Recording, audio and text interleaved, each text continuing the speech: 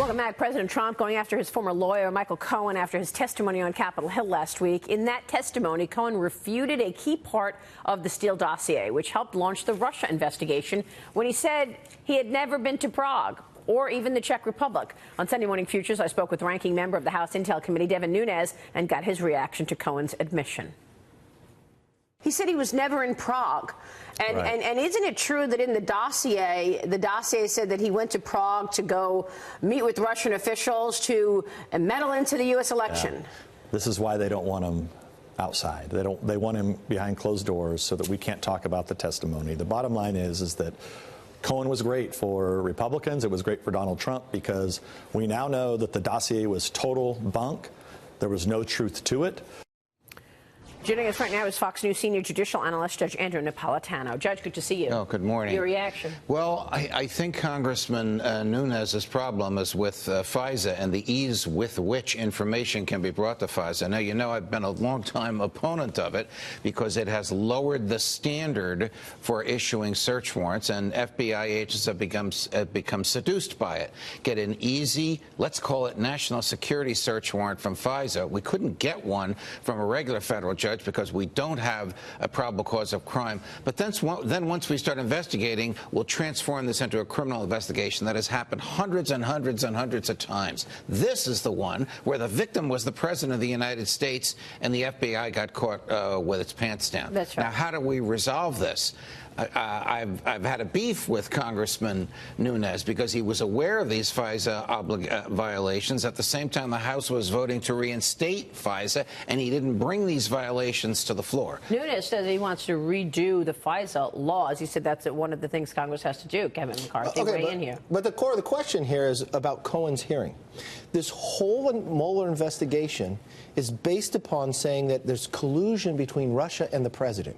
That was all the foundation of that, was saying that Cohen went to Prague to meet the Russians. Right. That's the foundation of the whole Mueller investigation. The Democrats did bring Cohen in, who's going to jail for lying, but he says in this one point, I've never been there. So the foundation of the whole Mueller investigation just collapsed last week, and nobody's talking about it. What do you think about that? I agree with the facts, as Congressman McCarthy has outlined them. But as you know, we were talking about this during the break, these things are as much political as they are legal, and they take on a life of their own. So this is all political. Yeah, of course. So Jerry Nadler wants to subpoena everybody under the sun. He must believe that his base wants this. He's not going to do what he thinks will harm himself and harm the Democrats politically. So there are Democrats who want to investigate. It's not true. And then there's this on the Russia investigation. Two members of Congress are warning the new Attorney General, William Barr, of compromise within the Mueller probe. Jim Jordan and Mark Meadows sent this letter to Bill Barr, questioning the independence of two members of the Mueller team. That's Andrew Weissman and Zainab Ahmad.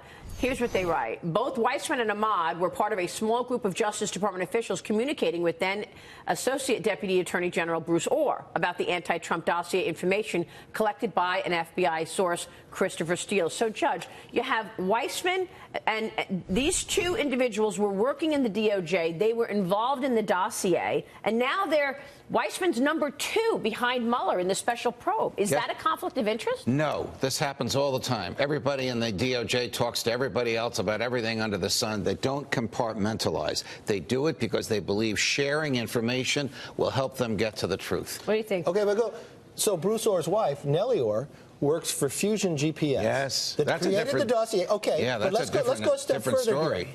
But now you have Adam Schiff, who met with Glenn Simpson in Aspen, but didn't convey that.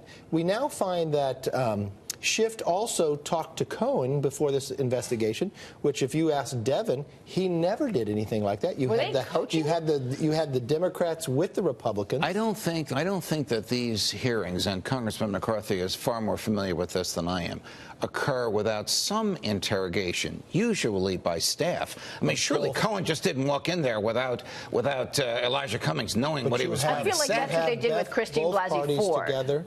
It just came before us when we asked. So you have a Republican staff asking him questions and a Democratic staff asking him questions. in private, each trying to get information out of him, feeding what they get to their respective members, and then those members use that information in public to score political points. The one good thing about this was it was in public, it was open, and we can all judge for ourselves whether Michael Cohen is believable or not. When these things are to Intel last week, but when these things back. are in secret, we don't know. We get the Adam Schiff version and we get the Devin Nunes version. Okay, there's nothing that Cohen is saying in the Intel committee that's top secret, so why isn't all that public? I could not agree with you more. I don't know what Cohen could be telling them about Intel. He's not an Intel person. He's not involved in national security. He doesn't have any classified information. Right. So it should be public. Yeah. Exactly. So that whatever you think of Cohen, he helped Trump, he hurt Trump, he's believable, he's not believable. You can form your own judgment on the basis of observing him, not listening to somebody else's summary of what he said behind closed doors. Listen, this is a man that during this meeting said he's not opposed to doing a book deal, a movie deal. I don't think anyone would hire this man. He's going to jail for lying. Yeah. He lied in almost every aspect of his life. And the Democrats make this their very first big hearing of who they want to bring in. He could be a consultant if they're doing a sequel to The Grifters, maybe. We will leave it there. Are you accustomed to her? Good to see you. My favorite. Judge Andrew Napolitano joining us.